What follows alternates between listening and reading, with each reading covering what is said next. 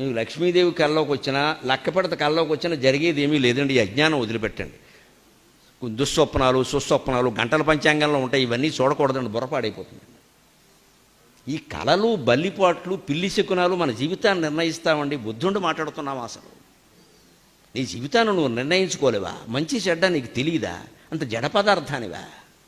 నీకు వచ్చిన కళ, నీకు ఎదురైన మనిషి, పొద్దున్నే ఎవడో తుమ్మిన తుమ్ము, వాడెవడో దగ్గిన దగ్గు నీ జీవితాన్ని నిర్ణయిస్తాయా? అసలు విన్నెముకుందా మనకి?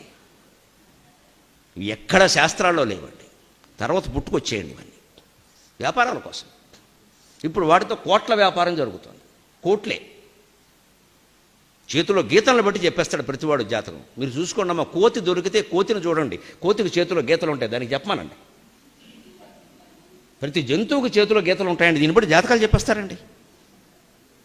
ఎందుకు వస్తాయో తెలిసేవి ఇప్పుడు మీకు రుజువు చేయించండి. ఇలా ముడవండి ఒకసారి.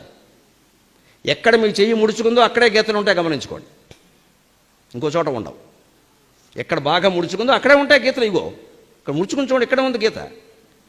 తల్లి కడుపులో శిశువు ఇలా ముడుచుకుని ఉంటాడండి, ఆ చర్మ నిర్మాణంలో గీతలు ఏర్పడ్డాయి. దాన్ని బట్టి జాతకాలు నిర్ణయిస్తానంటే దేవుడు కాపాడాలి ఈ ప్రపంచాన్ని.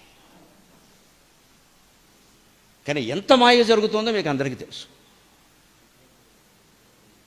ఇక్కడ గుర్తులను బట్టి పిల్లలు ఉంటారట, ఈ గుర్తులను బట్టే ఇంకోటి గట్టిగా గెలుకుంటే ఇంక గీత ఇంకోటి పడతాడు. ఇప్పుడు 60 ఏళ్ళకి మొత్తం చెప్పేస్తారండి. ఇలాగా గుప్పిట్లో జాతకం. బుర్ర లేదా? చెప్పేవాడు చెబుతాడమ్మా, వాడికి డబ్బులు కావాలి, మనం పిచ్చి వెధవలం కావాలి, మనకి బుర్ర లేదా? ఇవన్నీ నమ్మడమోనో ఇప్పుడు పైకి 60 పూర్వకాలం వాళ్ళు నమ్మితే లేదండి. నేను బాధతో ఎందుకు చెబుతున్నానంటే 25 ఏళ్ల పిల్లలు వీటిని నమ్ముతారండి. దేశం ఏమైపోవాలి?